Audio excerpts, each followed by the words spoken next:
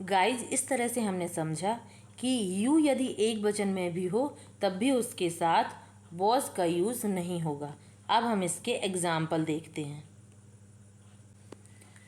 इसका first example है I was with him, means मैं उसके साथ थी। और इसका सेकेंड एग्जाम्पल होगा सी वॉज हेयर, मीन्स वह यहाँ थी। इस तरह से हमने सिंपल सेंटेंसेस में वॉज का यूज़ देखा। अब हम वर्ब को समझते हैं।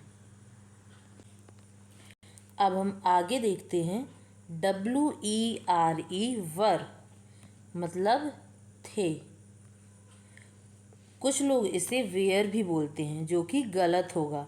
इसकी सही प्रोनाउंस होगी वर, जो कि ब्रिटिश इंग्लिश में वा बोलते हैं और अमेरिकन इंग्लिश में वर। ब्रिटिश इंग्लिश में बा को थोड़ा जोर दे के बोलते हैं वा। इस तरह से प्लूरल यानी कि बहुवचन के साथ वर का यूज़ होता है। इसे हम फिर से समझते हैं। वा को थोड़ा खींच के बोलेंगे वा। ब्रिटिश इंग्लिश में रा का साउंड नहीं आएगा और अमेरिकन इंग्लिश में प्रॉपर रा का साउंड आएगा वर। इस तरह से हम वर को प्रोनाउंस करेंगे। ठीक है, तो वर जो है वो बहुवचन और यू के साथ यूज होता है। वर का यूज़ यू के साथ सिंगुलर में भी होगा और प्लूरल में भी होगा। मीन्स यदि हम यू के साथ किसी एक व्यक्ति की बात करेंगे तब भी यू के साथ वर का ही यूज़ होगा। यहाँ पर यह एक एक्सेप्शन है जो हमें याद रखना है। ठीक है, अब इसका एग्जाम्पल होगा दे वर नॉट देयर, मीन्स वे वहाँ नहीं थे। यू वर देयर, तुम वहाँ थे। यू वर सैड, तुम दुखी थे। इस तरह से वर का हम यूज़ करेंगे। तो आपने देखा कि था, थी, थे, मतलब भूतकाल यानी कि पास्ट टेंस में वाज और वर का यूज होता है। और हूँ, है, हैं, ये प्रेजेंट की बात थी, जहाँ पर एम इज़ आर सिंपल और कंटिन्यूस सेंटेंस बनाने के लिए इसका यूज़ होता है।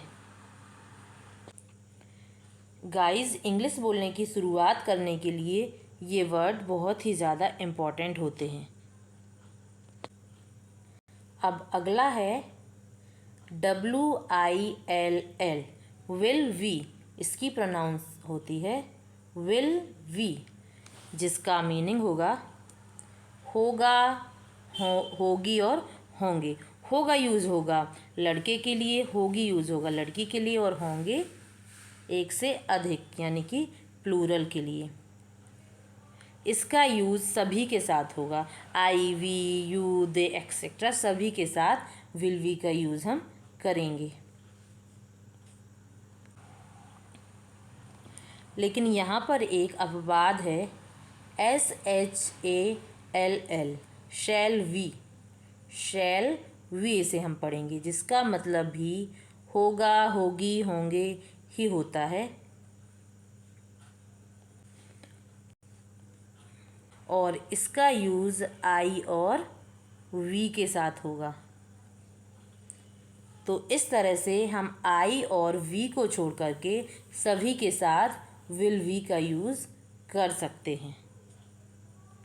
यहाँ पर गाइस जा मिसप्रिंट हो गया है, इसकी जगह आप आई कर सकते हैं। लेकिन मॉडर्न इंग्लिश में आप आई और वी के साथ भी विल वी का यूज़ कर सकते हैं।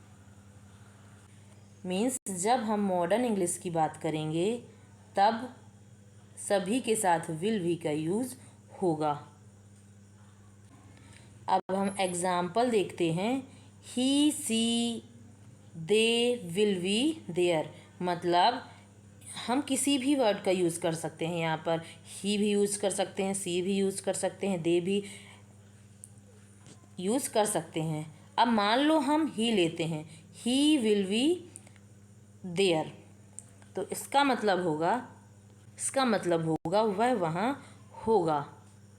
मतलब कि इसे हम इस तरह से बोलेंगे, मीन्स जब हम किसी इस तरह की बात कर रहे हों कि जब तुम वहाँ जाओगे तो वह वहाँ होगा, तब हम इस तरह से इसका यूज़ कर सकते हैं। ही विल बी देयर, वह वहाँ होगा। इस तरह के सेंटेंसेस में हम इसका यूज़ करेंगे। अब इसका आगे का एग्जाम्पल है, आई या we shall we here. Means I या वी कोई भी हम यूज कर सकते हैं।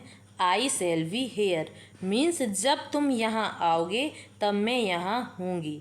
इस तरीके से हम इसका यूज कर सकते हैं। या फिर वी शैल वी देयर, हम वहाँ होंगे।